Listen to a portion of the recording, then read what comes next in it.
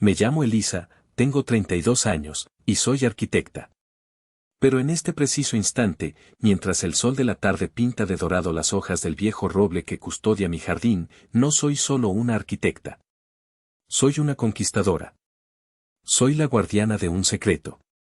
En la palma de mi mano, el metal frío de un juego de llaves se siente más pesado que cualquier trofeo, más real que cualquier diploma colgado en la pared. Son las llaves de mi casa. Mía. Y de nadie más. La casa es una joya victoriana de finales del siglo XIX, con sus tejados empinados, sus detalles de madera labrada y un porche que parece sacado de una novela. Pero para mí, es mucho más que eso. Es mi santuario. El resultado tangible de 10 años de mi vida. 10 años. 3.650 días de decir no a cenas caras, a vacaciones improvisadas, a ese par de zapatos que me gritaban desde el escaparate. 10 años de canalizar cada centavo, cada gota de energía extra, en una cuenta de ahorros que crecía con una lentitud desesperante. Mi especialidad, mi pasión, es restaurar casas antiguas con tecnología sostenible. Tomo esqueletos olvidados por el tiempo, estructuras con historia que otros solo ven como ruinas, y les inyecto vida nueva. Les doy paneles solares que se mezclan con tejas centenarias, sistemas de recolección de agua de lluvia que nutren jardines renacidos, y un aislamiento térmico que las hace eficientes y acogedoras. Para mí, la arquitectura no es solo construir, es sanar. Es encontrar la belleza en estructuras olvidadas y darles un futuro. Y esta casa, mi casa, es el manifiesto de mi vida, un alma histórica con la fuerza para sostenerse por sí misma. Cada viga de madera, cada crujido del suelo bajo mis pies, me habla de resiliencia. De supervivencia. Y por eso, precisamente por eso, lo hice todo en secreto. Nadie en mi familia sabe que estoy aquí. No mi madre, que probablemente estaría calculando cuánto podría subir el valor de la propiedad. No mi padre, que me preguntaría con genuina preocupación si de verdad puedo pagar la hipoteca. Y definitivamente no mi hermano mayor, Gabriel. La sola idea de ver su sonrisa condescendiente mientras recorre estas habitaciones, juzgando mis elecciones, buscando una grieta en mi logro para poder meter el dedo, era suficiente para sellar mis labios.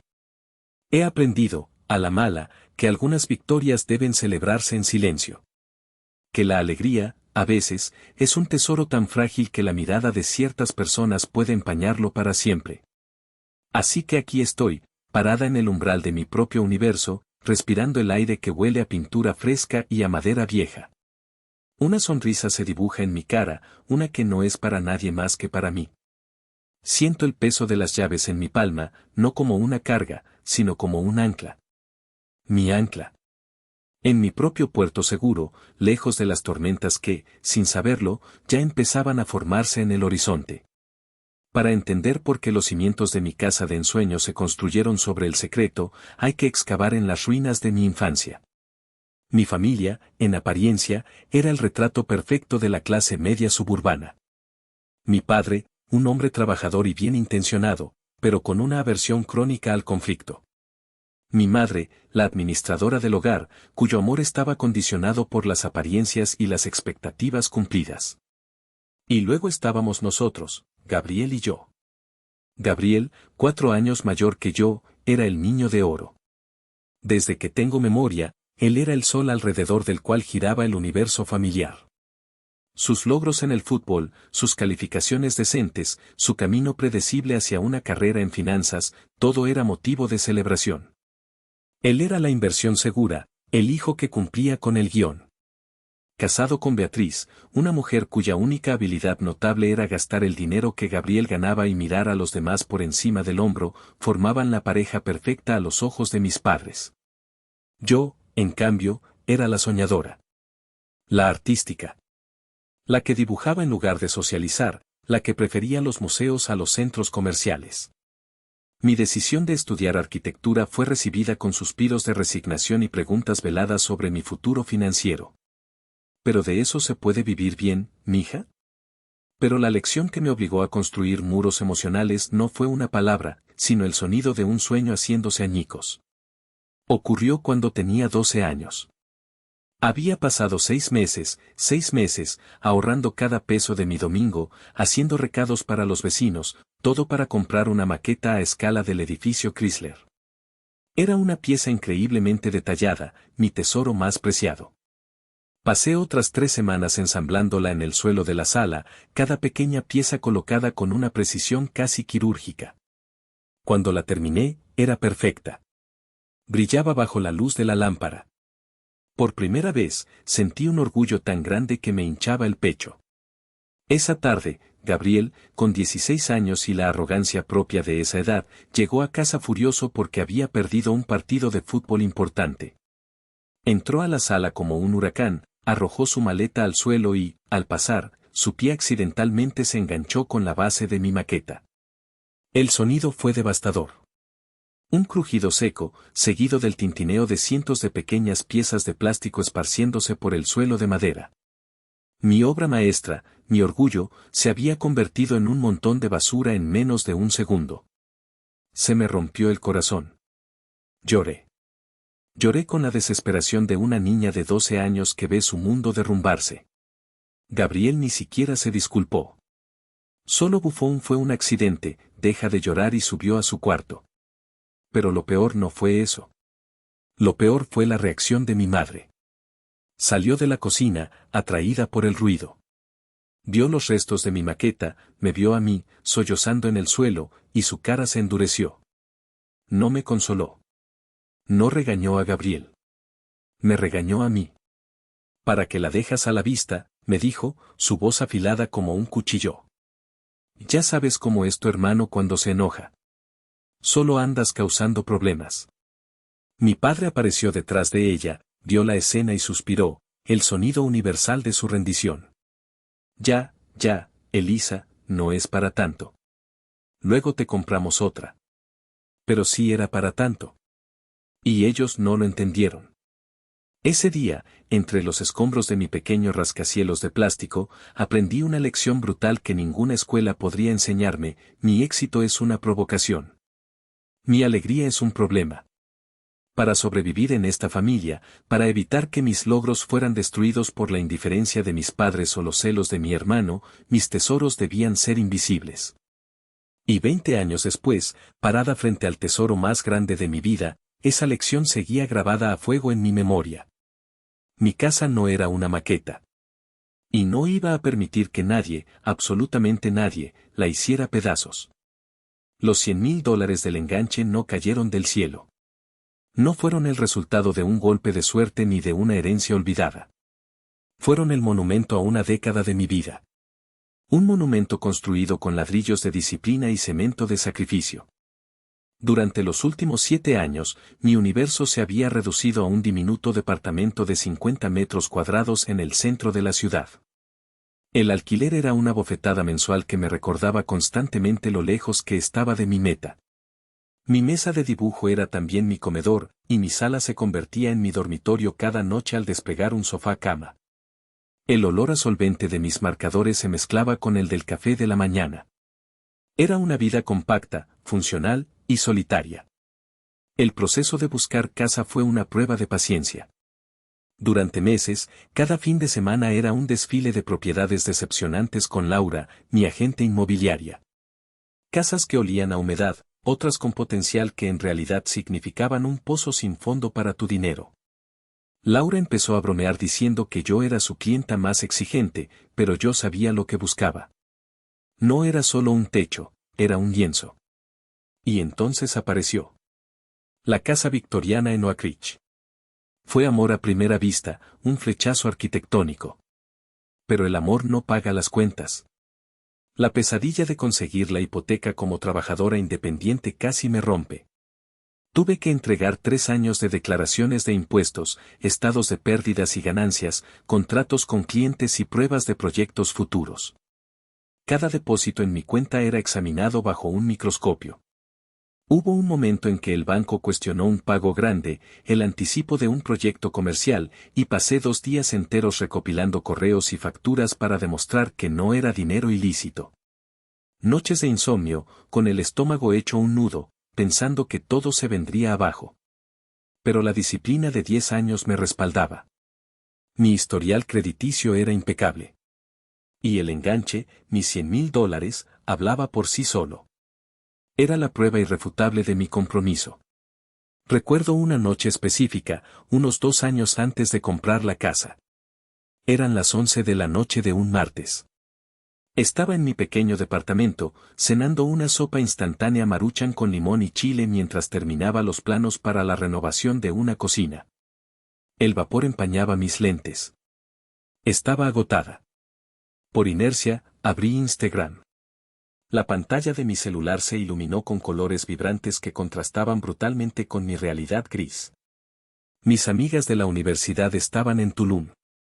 Fotos de pies bronceados en arena blanca, de cócteles de colores imposibles con el mar turquesa de fondo. El título de una foto decía, Viviendo la vida. Sentí una punzada.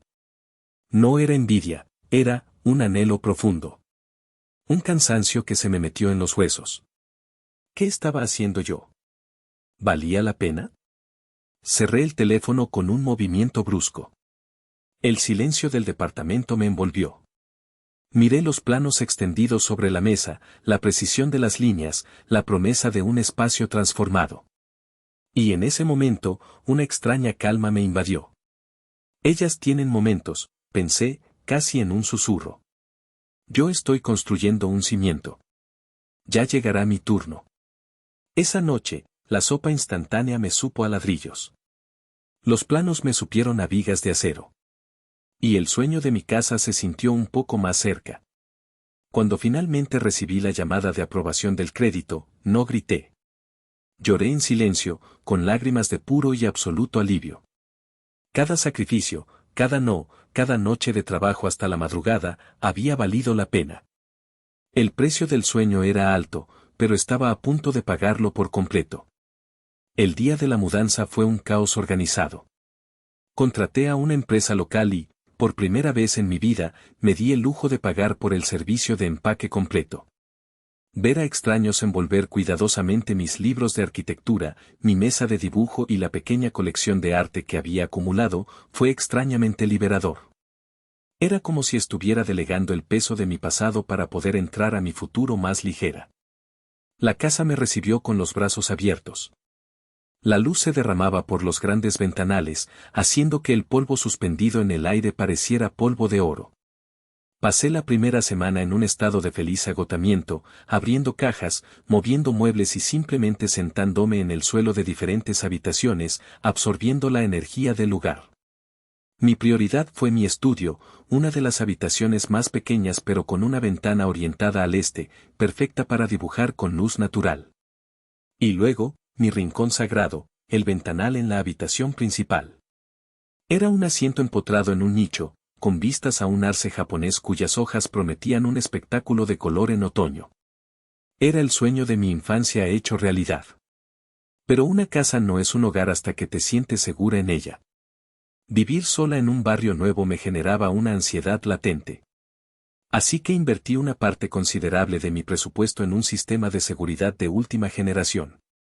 No escatimé. 10 cámaras en total, 6 exteriores cubriendo cada ángulo, y 4 interiores en puntos estratégicos como la sala, la cocina, el pasillo de arriba y mi estudio. Todo conectado a mi celular, con sensores de movimiento y contacto directo a una central de monitoreo. El técnico que lo instaló bromeó, esto es más seguro que un banco. Yo no me reí. Para mí, esa seguridad no era negociable. Fue durante esa primera semana que conocí a mis vecinos, los pilares inesperados de mi nueva vida. La primera fue doña Inés, la vecina de al lado.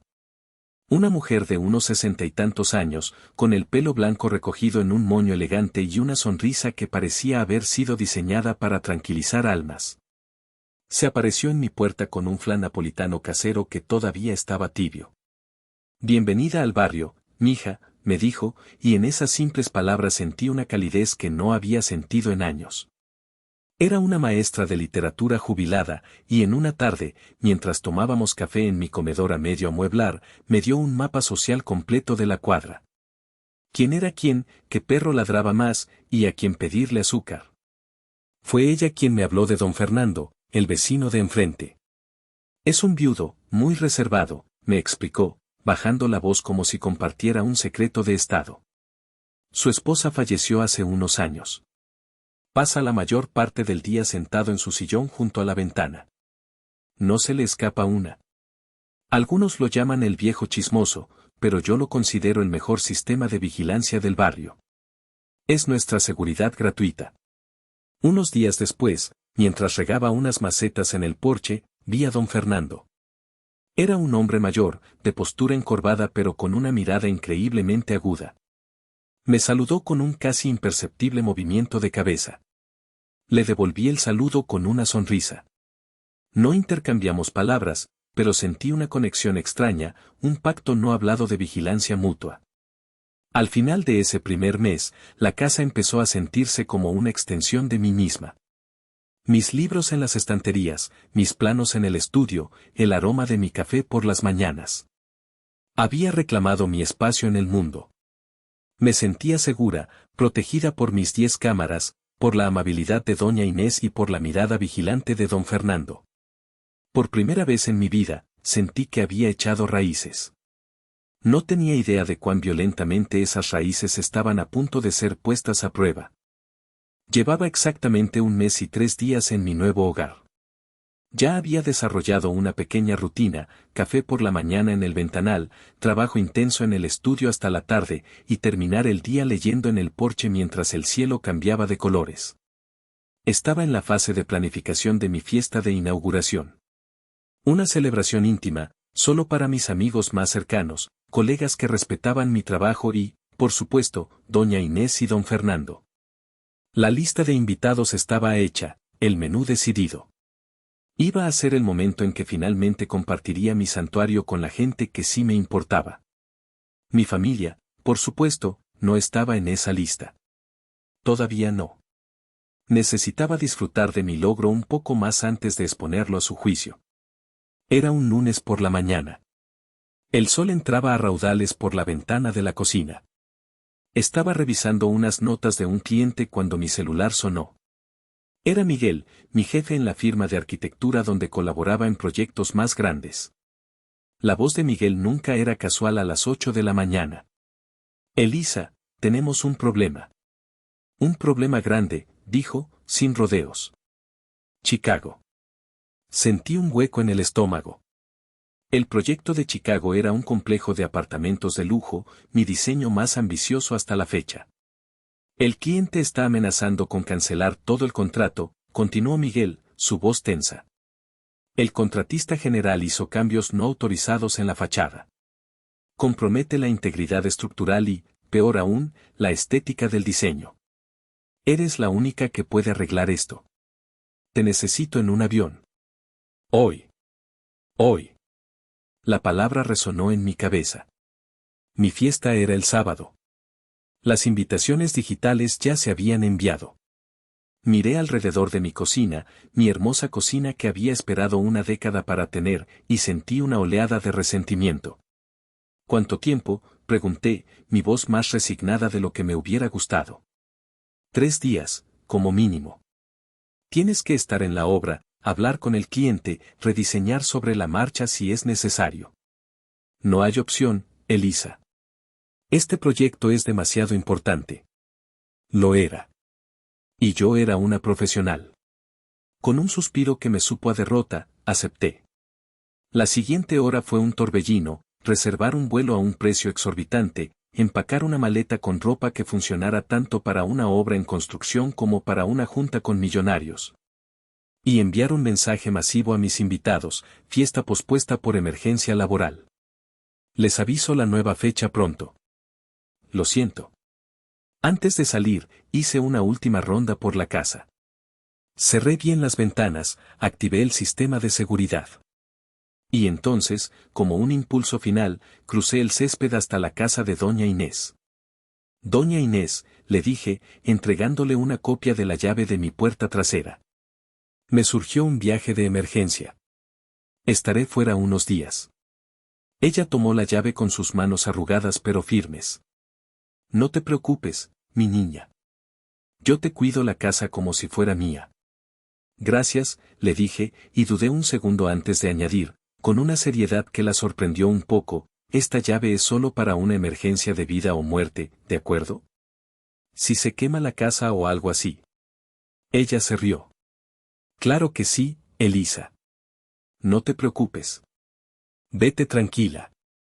Me fui tranquila. O al menos, eso intenté. Pero mientras el Uber se alejaba, no pude evitar mirar mi casa por el espejo retrovisor, sintiendo una extraña premonición que no supe cómo interpretar. Chicago me recibió con un viento helado que parecía cortar la piel. Los siguientes 2 días fueron un infierno profesional. Juntas de 12 horas, discusiones acaloradas con el contratista, visitas a la obra con un casco que no lograba contener mi dolor de cabeza. El cliente era un magnate inmobiliario con la paciencia de un niño de 3 años. Pero poco a poco, logré encarrilar el desastre. Rediseñé una sección de la fachada en una noche, encontrando una solución que era a la vez estructuralmente sólida y estéticamente agradable. El cliente, a regañadientes, aceptó. Para el miércoles por la noche, la crisis parecía controlada. Regresé a mi habitación de hotel pasadas las 9. Estaba física y mentalmente agotada. Todo lo que quería era una ducha caliente y el silencio bendito de una cama vacía. Pedí servicio a la habitación y me quité los zapatos, sintiendo un alivio casi celestial. Fue entonces cuando sonó mi celular. Un número desconocido, con el código de área de mi ciudad. Dudé en contestar. Podría ser del trabajo otra vez. Pero algo me impulsó a hacerlo. Bueno, contesté, con voz cansada. Señorita Elisa, respondió una voz masculina, grave y un poco rasposa. Me costó un segundo reconocerla. Sí, soy yo. ¿Quién habla? Habla Fernando, su vecino de enfrente. Mi cuerpo entero se puso en alerta. Don Fernando. El vigilante silencioso. Si él me estaba llamando, no era para darme la bienvenida. Don Fernando, ¿está todo bien?, pregunté, sentándome al borde de la cama. No estoy seguro, señorita, dijo, y noté una vacilación en su voz. Disculpe la molestia, pero, hay gente en su casa. Hay 3 coches aparcados afuera que no reconozco.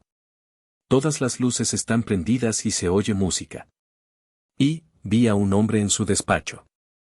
No sé, no me dio buena espina. Mi corazón empezó a latir con fuerza contra mis costillas. ¿Un robo? ¿Ocupas? Gracias por avisarme, don Fernando. Lo reviso ahora mismo. Colgué, con los dedos temblorosos. Abrí la aplicación de mi sistema de seguridad en el celular. La conexión tardó una eternidad en establecerse. Y entonces, las imágenes aparecieron. La cámara exterior mostraba la camioneta negra de mi hermano, el sedán rojo de su esposa y una minivan que no reconocí. La cámara de la sala, mi sangre se heló. Gabriel estaba recostado en mi sofá nuevo, con los pies sobre mi mesa de centro. Beatriz examinaba mis libros, sacando uno y hojeándolo con una mueca de desdén. Y sus hijos, mis sobrinos Hugo y Clara, saltaban sobre los cojines del ventanal. Mi ventanal. Estaban teniendo una fiesta. En mi casa. Sin mi permiso. La confusión dio paso a una furia helada. ¿Cómo diablos habían entrado? La única llave extra la tenía doña Inés. Y ella nunca. Marqué su número. Contestó al primer timbre, su voz cargada de pánico. Elisa, mi niña. Qué bueno que llamas. Estaba tan preocupada. Doña Inés, ¿qué está pasando? ¿Por qué mi hermano está en mi casa? Hubo un sollozo ahogado al otro lado de la línea. Ay, Elisa, tu hermano vino esta tarde. Estaba hecho un mar de lágrimas. Me dijo que tuviste un terrible accidente de coche en Chicago. Que estabas en el hospital, inconsciente. Mi mente se quedó en blanco. ¿Accidente? Me dijo que los médicos necesitaban urgentemente tus papeles del seguro y tu pasaporte para poder atenderte, continuó, su voz quebrándose. Dijo que tú le habías dicho que yo tenía la llave. Hasta me enseñó unos mensajes de texto supuestamente tuyos pidiéndole ayuda. Parecía tan desesperado, Elisa. Le creí. Le di la llave. Perdóname, mi niña, perdóname. Colgué. No podía respirar. No era una fiesta. Era una invasión. Una invasión planeada con la mentira más cruel y retorcida que se le pudo ocurrir. Y yo, a 1000 kilómetros de distancia, solo podía mirar a través de una pantalla cómo profanaban mi santuario. Con el teléfono pegado a la oreja, activé el audio de las cámaras. El sonido metálico y de mala calidad de los pequeños micrófonos se convirtió en una ventana directa al infierno. El murmullo de la música de fondo era opacado por las voces de las personas que se suponía que eran mi familia. Me moví entre las diferentes vistas de las cámaras, sintiéndome como un espía en mi propia vida. Cámara del dormitorio principal. Beatriz recorría mi closet, sacando uno de mis vestidos. Se lo puso por encima de su ropa, mirándose en el espejo de cuerpo completo. No está mal su ropa, le dijo a Gabriel, que acababa de entrar a la habitación. Somos casi de la misma talla. Si nos mudamos aquí, me podría quedar con varias cosas. ¿Mudarse aquí? ¿De qué diablos estaba hablando? Gabriel se encogió de hombros, su atención estaba en otra parte. Paseó la vista por la habitación, mis paredes recién pintadas de un verde salvia que me había tomado todo un fin de semana lograr. ¡Ay, no!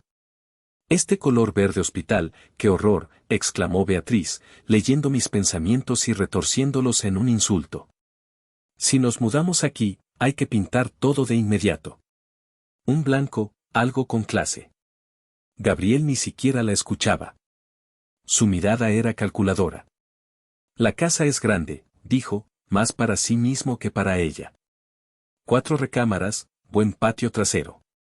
Está en un buen barrio. Se sacó la lotería la cabrona. La forma en que lo dijo, con un veneno apenas disimulado, me provocó un escalofrío. Cambié a la cámara de la cocina. Estaban abriendo una botella de vino. Uno de mis vinos, de una pequeña colección que estaba empezando. Tranquila, le dijo Gabriel a Beatriz, sirviéndole una copa. Esta casa se la está comiendo viva en deudas. Vi los papeles del correo. La hipoteca es altísima. Es cuestión de tiempo para que truene. Beatriz tomó un sorbo, una sonrisa maliciosa jugando en sus labios. ¿Y entonces?, preguntó. Entonces, podríamos ofrecerle ayuda, continuó Gabriel, y sentí que se me revolvía el estómago. Ya sabes, mudarnos con ella para compartir los gastos. Con los niños, necesitaríamos el cuarto principal y otro para ellos, claro. Ella se puede quedar con el del fondo. Estaban repartiéndose mi casa. Mi casa. Como si fueran buitres planeando sobre un animal moribundo. Pero la siguiente frase de Beatriz fue la que me hizo sentir náuseas de verdad.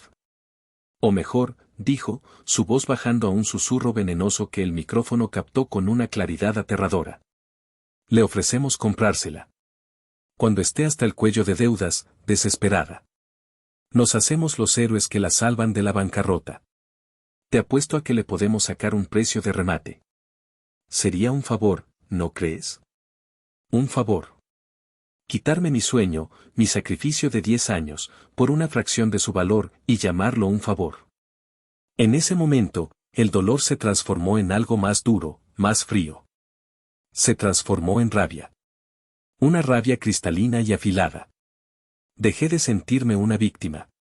Empecé a sentirme como una guerrera cuyo territorio había sido invadido. Y supe, con una certeza absoluta, que no iba a permitir que ganaran. No solo estaban en mi casa, estaban planeando cómo robármela. Y yo tenía la grabación de cada una de sus malditas palabras. Mi atención se centró en la cámara de mi estudio.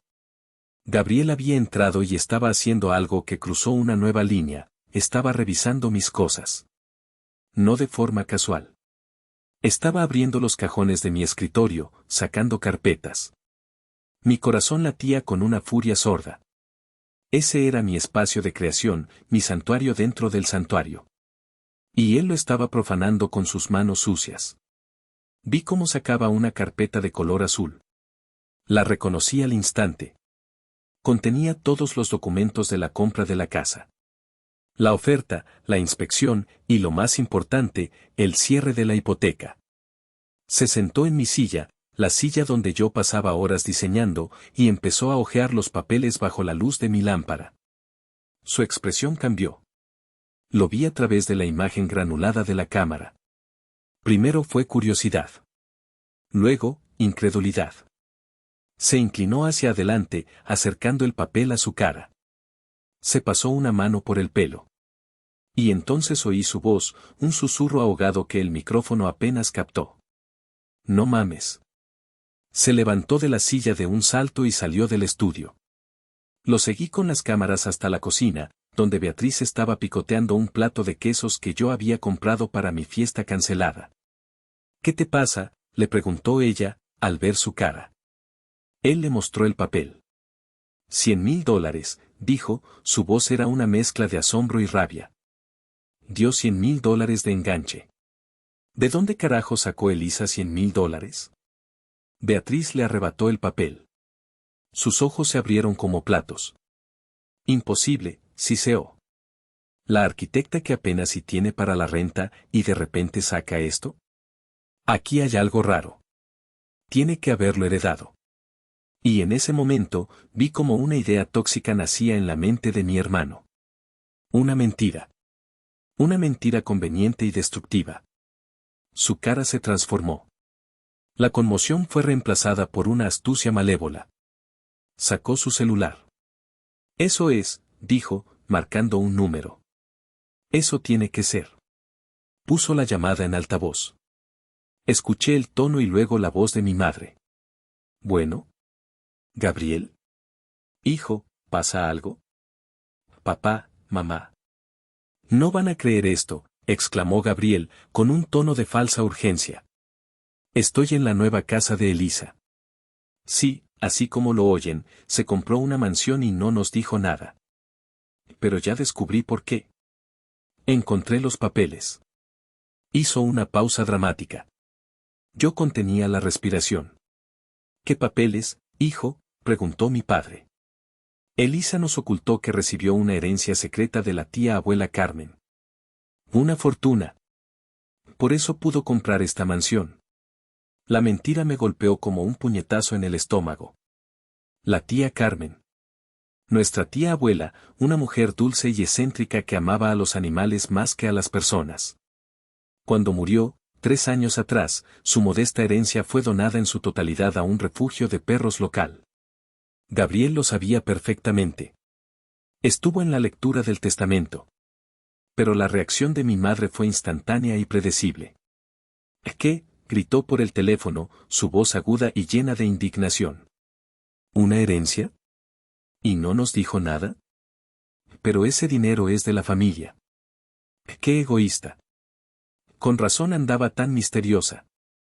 Mi padre intentó ser la voz de la razón. Pero el abogado dijo que todo era para. Los papeles no mienten, papá, lo interrumpió Gabriel. Lo tengo aquí, en mis manos. Nuestra hermanita es rica y nos ha estado viendo la cara a todos. Cerré los ojos. No solo había inventado una mentira. Había elegido la mentira perfecta. Una que apelaba directamente a la sensación de derecho de mi madre, a su creencia de que todo debía ser compartido, de que los logros individuales eran una afrenta a la unidad familiar. Estaba echando gasolina al fuego de la disfunción familiar. Estaba envenenando el pozo, asegurándose de que, cuando yo regresara, no solo tendría que enfrentarme a él, sino a la furia y la decepción de mis propios padres. La rabia de Gabriel, alimentada por su propia mentira, se convirtió en una obsesión frenética. Volvió a mi estudio, pero esta vez no buscaba papeles. Su mirada recorría la habitación como un depredador buscando una presa. Y la encontró. En el fondo de mi closet, detrás de una pila de cajas de archivo, estaba mi pequeña caja fuerte. No contenía joyas ni grandes sumas de dinero, solo mis documentos más importantes, mi pasaporte, mi acta de nacimiento, mi título profesional y mis estados de cuenta de inversión. Era mi kit de supervivencia administrativo. A ver qué más nos esconde esta cabrona, lo oí murmurar. Se arrodilló e intentó abrirla con la combinación, como si por arte de magia fuera a adivinarla. Falló. La frustración deformó su rostro. Salió de la habitación y lo perdí de vista por un momento. Cuando regresó, llevaba una barreta de metal que debió encontrar en el pequeño cuarto de herramientas del garaje. Mi estómago se encogió. Esto ya no era una invasión, era un allanamiento en toda regla. Mientras Gabriel se ensañaba con mi caja fuerte, el caos se desataba en el resto de la casa, orquestado por la negligencia de Beatriz. Cambié a la cámara de la sala. Mi sobrina Clara, de 5 años, había encontrado un paquete de plumones permanentes en una de las cajas de mi mudanza que aún no había desempacado. Y estaba usando mi pared color verde salvia como su lienzo personal. Trazaba líneas torpes y coloridas, un acto de vandalismo inocente pero devastador. Beatriz la vio. Y en lugar de detenerla, se rió. «Qué bonito, mi amor», le dijo, su voz goteando sarcasmo. «Tú sigue, ese color estaba horrible de todos modos. Le estás haciendo un favor a tu tía». Cambié a la cámara de la cocina. Hugo, de 8 años, estaba de pie junto a mi piano vertical antiguo.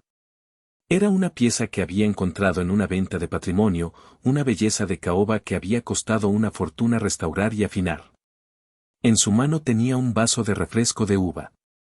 Y mientras aporreaba las teclas con una mano, con la otra inclinó el vaso, derramando el líquido pegajoso y morado entre las teclas y sobre la madera pulida. Fue en ese preciso instante que mi celular sonó de nuevo. Era don Fernando. Su voz, antes vacilante, ahora era urgente. «Señorita Elisa». «Perdón, pero esto es grave», dijo, casi sin aliento. «El hombre, el que parece ser el jefe. Está en su closet, en el cuarto que da al frente. Tiene una barreta. Señorita, está forzando su caja fuerte». No necesitaba que me lo dijera. Lo estaba viendo en mi pantalla. Escuché el sonido metálico y brutal de la barreta golpeando el acero. 1, 2, 3 veces. Y entonces, con un crujido espantoso que pareció resonar a través del teléfono, la puerta de la caja fuerte cedió. Vi la mano de mi hermano, la misma mano que mi madre había sostenido cuando él aprendía a caminar, meterse en la oscuridad de la caja y empezar a sacar mis documentos. Mi vida, reducida a un montón de papeles.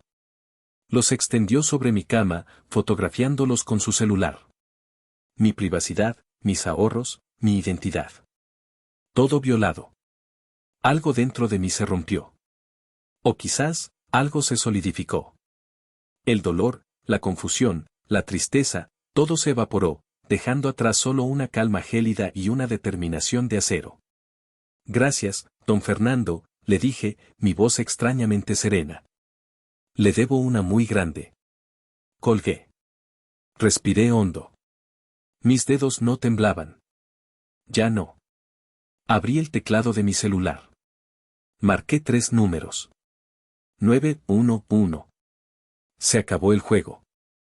Antes de continuar con la historia, si estás sintiendo la misma indignación que Elisa, por favor, dale un like a este video, suscríbete al canal si aún no lo has hecho. Y déjame saber en los comentarios desde qué ciudad del mundo me estás escuchando. Cada comentario, cada like, ayuda a que esta historia llegue a más personas. Muchas gracias por tu apoyo, y ahora, sigamos con el desenlace. 911, ¿cuál es su emergencia? La voz de la operadora era calmada, profesional. Contrastaba violentamente con la tormenta que se desataba dentro de mí. «Buenas noches», dije, mi propia voz sonando extrañamente distante. «Necesito reportar un allanamiento de morada y robo en proceso en mi domicilio». Di mi dirección con una claridad que me sorprendió. «¿Está usted en la casa ahora mismo, señora?» «No. Estoy fuera de la ciudad por trabajo. Estoy viendo todo a través de mi sistema de cámaras de seguridad». Hubo una pausa. «¿Sabe quiénes son los individuos?» «Sí», respondí, y la palabra me supo a ceniza. «Es mi hermano y su familia». «Señora, si es una disputa familiar», empezó a decir la operadora, con un tono que sugería que estaba a punto de desestimar mi llamada. La interrumpí, mi voz adquiriendo un filo que no sabía que poseía. Esto no es una disputa. Es un delito. Entraron a mi propiedad de forma fraudulenta, mintiéndole a mi vecina para obtener una llave. Están vandalizando activamente mis bienes. Y hace menos de 5 minutos, mi hermano forzó una caja fuerte y está fotografiando mis documentos financieros y personales. Tengo evidencia en video de absolutamente todo. Necesito que envíen una patrulla ahora. La seriedad en mi tono debió funcionar. El de ella cambió. Entendido, señora. Una unidad está en camino. ¿Hay algo más que debamos saber? Sí, añadí. Mi vecina, doña Inés, en la casa de al lado, puede testificar cómo obtuvo la llave. Su testimonio es crucial. Tras colgar, mi siguiente llamada fue para ella. Le expliqué rápidamente que la policía iba en camino y le pedí, con el corazón en un puño, si estaría dispuesta a hablar con ellos. Por supuesto que sí, mi niña, respondió, su voz temblando de indignación. Lo que ese malnacido hizo no tiene nombre. Engañar a una vieja como yo. Estaré en la puerta cuando lleguen. Con eso arreglado, volví a mi papel de espectadora omnisciente. La cámara exterior mostró la llegada de la patrulla unos 15 minutos después. Las luces rojas y azules bañaban la tranquila calle suburbana en un resplandor siniestro. 2 oficiales se acercaron a mi puerta y tocaron. Vi a Gabriel abrir, con una expresión de perplejidad tan bien actuada que casi me engaña a mí también. Buenas noches, oficiales. ¿Puedo ayudarles?, dijo, con la calma de un hombre inocente. Recibimos un reporte de allanamiento en esta dirección, señor. ¿Usted vive aquí? Gabriel soltó una risita. No, no. Esta es la casa de mi hermana. Ella está de viaje, y solo estamos cuidando el lugar. Un pequeño malentendido familiar, supongo. Necesitamos verificar eso. ¿Cómo entraron? Tenemos llave, dijo Gabriel, mostrándola. Ella nos la dio. Pero justo en ese momento, como una heroína inesperada, doña Inés apareció en el borde de la imagen, caminando decididamente por el césped. Es un mentiroso, oficial, exclamó, su voz resonando en la noche. Yo le di esa llave. Me engañó. Me dijo que su hermana había tenido un accidente terrible y estaba en el hospital. La cara de Gabriel se descompuso. Su máscara de calma se hizo añicos. Eso es ridículo, protestó. Es una anciana, está confundida. Beatriz apareció en la puerta, lista para la batalla. ¿Qué es este escándalo? Somos familia. No pueden tratarnos como criminales. La situación se intensificó. Los oficiales, ahora convencidos de que algo andaba muy mal, se pusieron más firmes. Le pidieron a Gabriel que vaciara sus bolsillos. Él se negó al principio, pero ante la insistencia, finalmente metió la mano en el bolsillo de su chaqueta. Y de ahí sacó mi pasaporte. El pequeño libro azul con mi nombre en letras doradas. Lo dejó caer al suelo como si le quemara. Quedó expuesto. Derrotado. Los oficiales les ordenaron a todos que salieran de la casa inmediatamente. Vi a mi sobrino salir llorando, confundidos. Vi la cara de Beatriz, contorsionada por la furia y la humillación. Y vi a Gabriel, esposado, siendo conducido hacia la patrulla. No sentí satisfacción. Solo un vacío inmenso y helado. Apenas habían pasado 10 minutos desde que la policía se llevó a Gabriel cuando mi celular volvió a sonar. El identificador de llamadas mostraba casa. Era el teléfono fijo de mis padres. Sabía que esta llamada sería peor que la de la policía. Respiré hondo y contesté. No hubo un hola. La voz de mi padre estalló en mi oído, cargada de una furia que rara vez le había escuchado. Elisa. ¿Se puede saber qué diablos te pasa?, gritó. Y Gabriel acaba de llamar desde la estación de policía. Dice que lo arrestaron. ¿Mandaste a la policía a arrestar a tu propio hermano? ¿Te has vuelto loca? Me quedé en silencio por un segundo, dejando que su ira se estrellara contra mí. Esperaba esto. Había pasado toda mi vida absorbiendo sus reacciones, prediciendo sus movimientos para protegerme. Él forzó mi caja fuerte. Papá, dije, mi voz plana, desprovista de emoción. Eso es lo que él dice que tú dices. Pero él cuenta una historia muy diferente. Dice que descubrió que recibiste una enorme herencia de la tía Carmen y nos lo ocultaste a todos. Que solo quería encontrar los papeles para entender lo que pasaba. ¿Es cierto, Elisa? ¿Nos has estado mintiendo todo este tiempo? La acusación, la facilidad con la que aceptaron la mentira de Gabriel por encima de mi realidad, fue la gota que derramó el vaso. Se rompió la última hebra de la obligación filial que me ataba a su aprobación. No hubo ninguna herencia, respondí, y cada palabra era un bloque de hielo. Esa es una mentira que Gabriel inventó para justificar sus acciones. Y sus acciones fueron, entrar a mi casa mediante engaños, vandalizar mi propiedad, forzar mi caja fuerte y robar mis documentos personales. Y a diferencia de él, yo no necesito inventar historias. Lo tengo todo grabado en video. Hubo un silencio atónito al otro lado de la línea. Pude oír a mi madre de fondo, preguntando qué pasaba. Papá, continué, antes de que pudiera recuperarse. Compré esa casa con 10 años de mi propio trabajo. Y llamé a la policía porque tu hijo, mi hermano, cometió un delito grave en mi propiedad. No es una discusión. No es un malentendido. Es un hecho. Vuelvo mañana. Hablamos entonces. Y antes de que pudiera responderme, antes de que pudiera armar otra defensa para su niño de oro, colgué. Por primera vez en mi vida, le colgué el teléfono a mi padre. Y en lugar de culpa, sentí una extraña y aterradora sensación de poder. El vuelo de regreso fue surrealista. Miraba por la ventana las nubes que se extendían como un mar blanco e infinito, sintiéndome completamente desconectada de la persona que había sido 72 horas antes. La Elisa que había salido de esa casa el lunes estaba ansiosa y resignada. La Elisa que regresaba era una extraña para mí misma, forjada en la furia y la traición. Organicé la reunión en casa de mis padres. No en la mía. Mi casa ya había sido profanada lo suficiente, no iba a convertirla también en un tribunal. Cuando llegué, el ambiente era tan tenso que se podía cortar con un cuchillo. Mis padres estaban sentados en su sofá de toda la vida, con expresiones de grave preocupación. Gabriel y Beatriz estaban en el sofá de 2 plazas, con una actitud desafiante, como si fueran las víctimas de una terrible injusticia. A Gabriel lo habían soltado esa misma mañana, probablemente después de una llamada desesperada de mi padre a un abogado amigo. Mi padre carraspeó, asumiendo su papel de patriarca. Elisa, creo que nos debes a todos una explicación.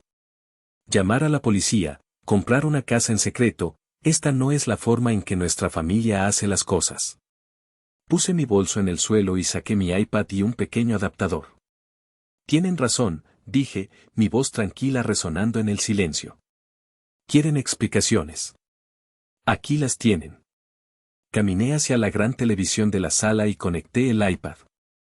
La pantalla cobró vida. Esto no es una discusión, anuncié, dirigiéndome a todos, pero con la mirada fija en Gabriel. Esto es una presentación de hechos. Beatriz resopló. Ay, por favor, ¿qué es esto? ¿Una junta de trabajo? La ignoré. Hecho número 1, la casa. La compré con mi dinero. 10 años de ahorros y una hipoteca que obtuve por mis propios méritos.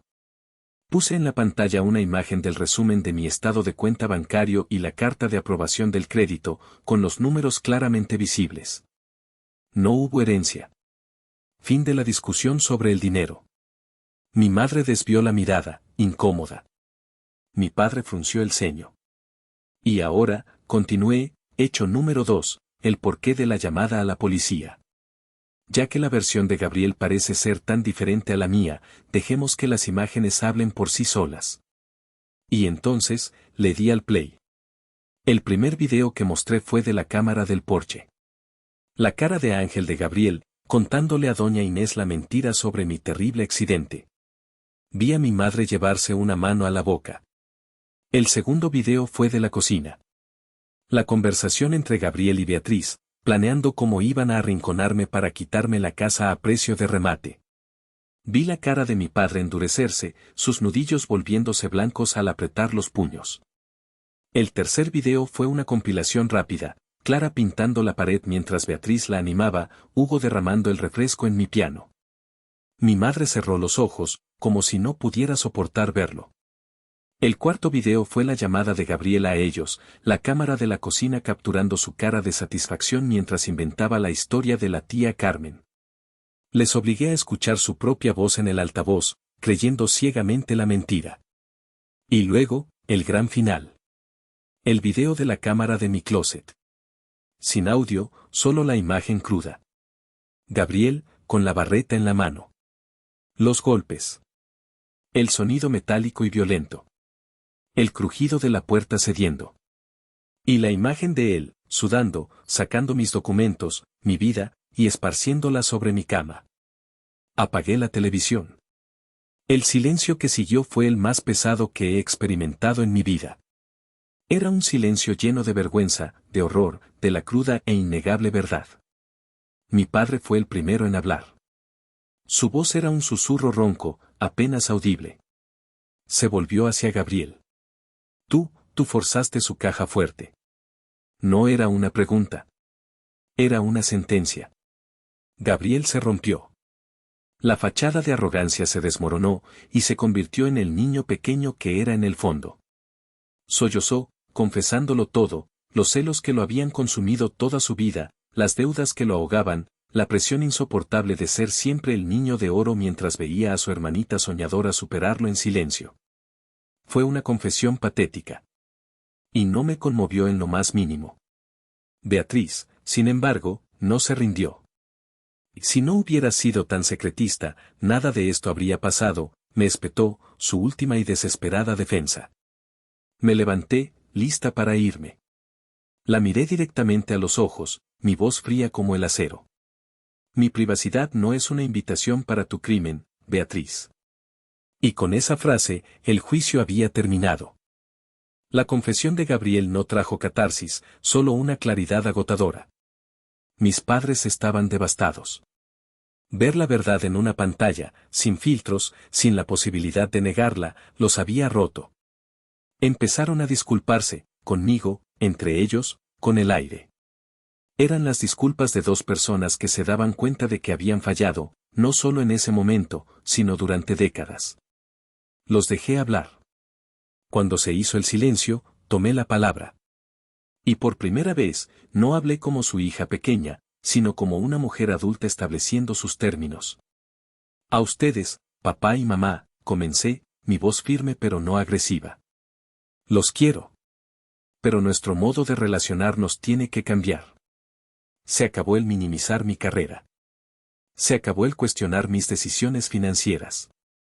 Se acabó el tratarme como la soñadora que necesita ser guiada. Soy una mujer exitosa e independiente. Necesito que empiecen a verme como tal. Si no pueden, entonces tendremos que tomar distancia. Asintieron en silencio, sus caras surcadas por el arrepentimiento. Era un comienzo. Luego, me volví hacia los ocupantes del otro sofá. Gabriel seguía sollozando en silencio. Beatriz me miraba con un odio puro. Y en cuanto a ustedes dos, dije, y mi voz se endureció. Gabriel, Beatriz. Quiero que esto quede perfectamente claro. No volverán a poner un pie en mi casa. Nunca. No están invitados. No son bienvenidos. Cualquier paquete que envíen será devuelto. Cualquier llamada que hagan no será contestada. Hice una pausa, dejando que el peso de mis palabras se asentara. En cuanto a mis sobrinos, los quiero, y ellos no tienen la culpa de tener unos padres como ustedes. Si en el futuro quiero verlos, será en un lugar público, neutral, y bajo mis términos. Pero nuestra relación, la que teníamos, se acabó. Hoy. Aquí. Ustedes rompieron algo que no se puede reparar. Gabriel levantó la vista, sus ojos rojos e hinchados. Pero, Elisa, soy tu hermano. Tú dejaste de actuar como mi hermano en el momento en que decidiste que mis sueños eran algo que podías robar, respondí. No esperé una respuesta. Tomé mi bolso y caminé hacia la puerta. Al salir de la casa de mis padres, no miré atrás. Sentí como si me quitara un peso de encima que había estado cargando durante 32 años. El aire de la calle nunca se había sentido tan fresco, tan limpio. Era el aire de la libertad. Las semanas que siguieron fueron una extraña mezcla de liberación y trabajo duro. La sanación no es un proceso pasivo, es un proyecto de reconstrucción. Empecé a ir a terapia, algo que había considerado durante años pero que siempre posponía. Hablar con un profesional, alguien fuera del drama familiar, fue como encender una luz en un cuarto oscuro lleno de muebles con los que me había estado tropezando toda mi vida. Me ayudó a entender que lo que había pasado no era un incidente aislado, sino la culminación de años de una dinámica tóxica. Mientras sanaba por dentro, también me dediqué a sanar mi casa. Contraté a los mejores profesionales que pude encontrar. Un especialista en restauración de pianos pasó una semana entera trabajando en mi querido instrumento de caoba. El daño del refresco había sido considerable, pero me aseguró que volvería a sonar como antes. Verlo desmontar, limpiar y volver a ensamblar cada pieza fue increíblemente terapéutico. Luego vino el pintor. Cubrir los garabatos de mi sobrina en la pared fue como borrar un mal recuerdo. Elegí un tono ligeramente diferente de verde salvia, uno que se sentía más mío, menos manchado por lo que había sucedido. Cada brochazo era un acto de reclamación. Cuando ambos trabajos estuvieron terminados, recibí las facturas. La reparación del piano y la pintura de la pared ascendían a una suma considerable, casi $3,000. Miré los números. No sentí rabia, solo una resolución fría. Esa noche, escaneé ambas facturas. Abrí mi computadora y redacté un nuevo correo electrónico. En el campo del destinatario, escribí la dirección de Gabriel. No escribí ningún texto en el cuerpo del mensaje. Solo adjunté los 2 archivos PDF de las facturas. Y un tercer archivo, una captura de pantalla de alta resolución, tomada del video de la cámara de seguridad, que mostraba a Hugo y Clara en pleno acto de destrucción, con el rostro sonriente de Beatriz de fondo. En el asunto del correo, escribí 5 palabras, el costo de tu visita. Le di a enviar. Sabía que probablemente nunca pagaría. No se trataba del dinero. Se trataba de la contabilidad. De la responsabilidad. Era mi forma de decirle, esto es lo que tus acciones cuestan en el mundo real. Este es el precio tangible de tu envidia. Míralo. No puedes negarlo. Unos días después, organicé mi verdadera fiesta de inauguración. La lista de invitados era una cuidadosa selección de las personas que habían traído luz a mi vida. Mis amigos más cercanos, mis colegas que me respetaban. Y, por supuesto, mis invitados de honor, doña Inés, que llegó con otro postre casero, y don Fernando, que por primera vez lo vi sonreír abiertamente. Mis padres también vinieron. Fueron los primeros en llegar y los últimos en irse. Estaban callados, observadores, humildes. Me trajeron una orquídea blanca como regalo. Fue un gesto pequeño, pero significativo. Quizás, solo quizás, había esperanza. Esa noche, cuando el último invitado se fue, me paré en medio de mi sala, con el sonido de la música suave de fondo y el murmullo de las risas todavía flotando en el aire. La casa se sentía llena, no de fantasmas del pasado, sino de la calidez del presente. Había sido bautizada, no con traición, sino con amistad y respeto. Mi santuario estaba a salvo. Ahora, a menudo me siento aquí, en el asiento de mi ventanal, con una taza de té, viendo cómo las hojas del arce japonés cambian de color con las estaciones. La casa está en silencio, una calma que ya no se siente solitaria, sino pacífica. Me costó 32 años, una cantidad incontable de sopas instantáneas y una traición dolorosa, pero finalmente aprendí a construir mis propias paredes, no solo de ladrillo y mortero, sino de respeto propio. Tuve que demoler una parte de mi pasado, una relación que creía inquebrantable, para poder construir mi futuro sobre un terreno sólido. Hay gente que dice que la familia es para siempre, sin importar qué. Que la sangre es más espesa que el agua y que siempre hay que perdonar. Pero yo tuve que cortar a mi propio hermano de mi vida para poder ser libre y feliz. Díganme ustedes. ¿Hice mal? Gracias por acompañarnos en la increíble historia de Elisa. A veces, las batallas más duras se libran dentro de casa. Si esta historia te impactó, déjanos un like y suscríbete para no perderte ningún relato. Y cuéntanos en los comentarios, ¿qué hubieras hecho tú en el lugar de Elisa? Nos vemos en la próxima historia.